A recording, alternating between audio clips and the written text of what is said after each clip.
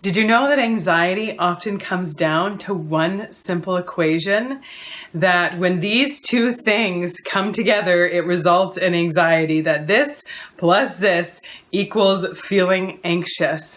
And here today, we're going to talk about what those two things are and what we can do to start intervening and turning them around so that we can be experiencing and feeling less anxious. If you're new to me and this is the first time we're connecting, my name is Kristina, and I am a therapist, researcher, and online course creator. I have a master's degree in counseling psychology, and I work to help men and women get through the crap that is holding them back so they can like themselves and their lives more every day. And anxiety really is one of those ones that comes in and wreaks havoc in our lives and can really get in the way of us liking ourselves and our lives. So let's talk about this one, our anxiety equation. And like I said, this is often where anxiety comes from, but not always, depending on the type of anxiety that you are experiencing. So the first part of our equation is magnified fear. So a perception of danger. Something feels really dangerous. And usually, if you struggle with anxiety, usually it's blown out of proportion. Usually it's the result of there's a chance that something could go wrong. There's a chance that something could turn out badly. And then we magnify that. We make that bigger than it is. And it can look different ways. It's not the same for everyone. The same things don't make the same people feel anxious. So it can be around a fear of failure, or a fear of being judged, or a fear of something terrible happening, or a fear of what someone might be thinking about you. It can take on so many different forms, but usually there's a chance that this thing could happen, or our brain is blowing it out of proportion and making it bigger than it really is.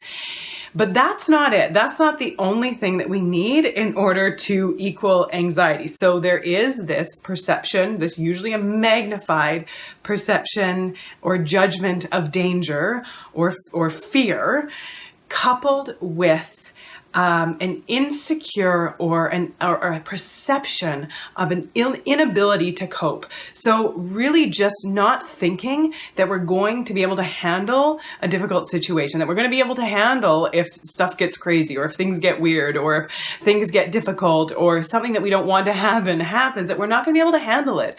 We're not going to be able to deal with it. We're not going to be able to get through it. We really don't believe in our ability to cope. And so here's the situation that we're fearing, whether or not it's completely realistic or not. And then also coupled with a real lack of confidence in our ability to cope with it, to deal with it, to handle it, to get through it. And that equals anxiety. So what do we do? How do we deal with this? How do we intervene? And the truth is we can intervene on either one. So we can intervene on the first part of it, and we can look at this situation that we're saying is so dangerous, is so awful, is so fearful, and we can really ask ourselves, is it that dangerous? Is it really this as terrible as I'm telling myself that it is? So we can change the level of fear or perception of fear or danger that we are thinking that we're experiencing. So whatever we can do, whatever we need to do, whatever cognitive strategies, self-talk, whatever it is, to minimize the fear, minimize that perception of danger, then we're going to automatically feel less anxious. Or we can address the second part of the equation. We can look at our coping skills, and we can look at what we need to do to build up those coping skills, to learn new coping skills, to figure out, how will I deal with this? How will I cope with this? How will I get through it if, heaven forbid, that feared thing actually does happen, where it actually does become a reality and I have to deal with it? How will I deal with it? So how will I cope with it if I fail? How will I deal if someone is judging me? How will I handle it if something bad happens?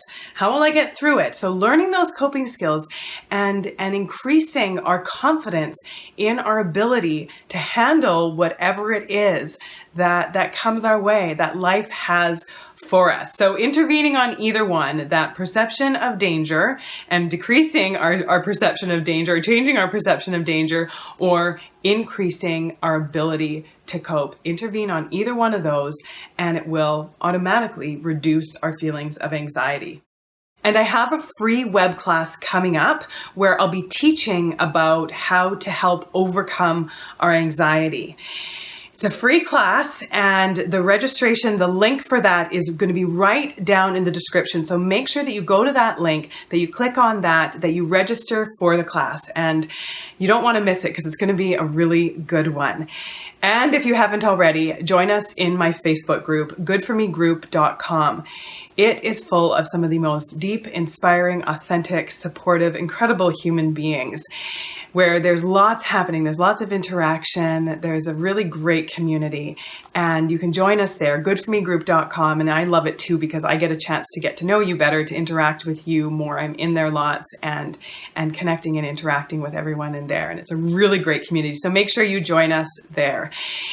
If you haven't already, subscribe to the channel so we can stay connected. Like the video, I would really appreciate that. And leave your comments in the comments section below. I love hearing from you. I love hearing your thoughts. I love hearing about, just about any reflections that you have.